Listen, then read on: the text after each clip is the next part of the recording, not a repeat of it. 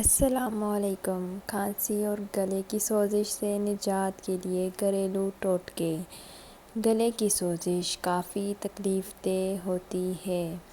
نزلہ زکام ہر موسم میں بیشتر افراد کو لاحق ہونے والے امراض میں سے ہے، مگر بہتی ناک اتنا بڑا مسئلہ نہیں۔ سب سے زیادہ تکلیف دہ عمل گلے کی سوزش ہے۔ صبح گلے میں کانٹے چبھنے کے احساس کے ساتھ اٹھنا اس بات کا عندیہ ہے کہ وائرس آپ کے جسمانی نظام میں داخل ہو چکا ہے۔ یہ جلن کا احساس کئی روز تک برقرار رہ سکتا ہے، مگر اچھی بات یہ ہے کہ اس سے نجات کا نسخہ موجود ہے جو کہ بہت مددگار ثابت ہوتا ہے۔ دار چینی ایسا مسالہ ہے جس میں اینٹی آکسیڈنٹ کی مقدار کافی زیادہ ہوتی ہے، اور جب گلے میں سوجن ہو تو یہ بلغم بننے کی مقدار کم کر کے سانس لینا آسان بناتا ہے۔ 1 سے 1.5 کپ پانی ابالیں۔ جب پانی ابلنے لگے اس میں 2 دار چینی کا اضافہ کر دیں اور 3 منٹ تک ابالیں۔ اس کے بعد دار چینی نکال کر اس میں سبز چائے شامل کر دیں اور پھر نیم گرم پی لیں۔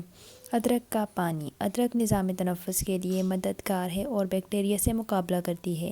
اسے استعمال کرنے کے لیے ایک ادرک کو چھیل کر چھوٹے ٹکڑوں میں کاٹ لیں اور پیس لیں۔ اس کے بعد 3 کپ پانی کو درمیانی آنچ میں ابالیں اور ابلنے پر ادرک کا اضافہ کریں۔ اس کے بعد مزید 5 منٹ تک ابالیں اور شہد ڈال کر نیم گرم پی لیں۔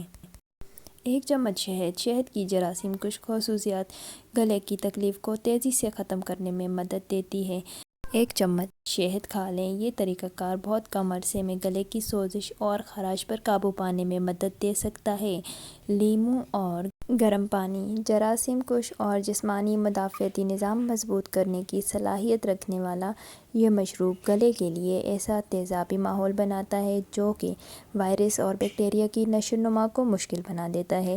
لیموں میں وٹامن سی کی مقدار کافی زیادہ ہوتی ہے جو کہ موسمی نزلہ زکام کے خلاف لڑنے میں مدد دیتا ہے۔ نمک ملے پانی سے غرارے۔ یہ ایک بہت پرانا اور انتہائی مؤثر ٹوٹکا ہے۔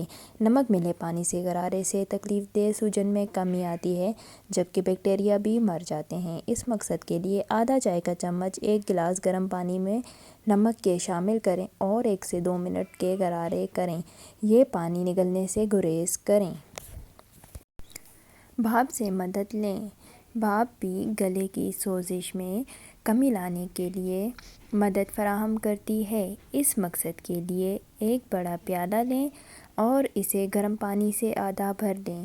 اس کے بعد ایک تولیہ لیں اور اسے سر پر اوڑھ لیں، پھر پانی سے نکلنے والی بھاپ میں سانس لیں۔ آج کا ویڈیو پسند آئے تو لائک شیئر کر دیں اور اپنا خیال رکھیے گا۔ اللہ حافظ۔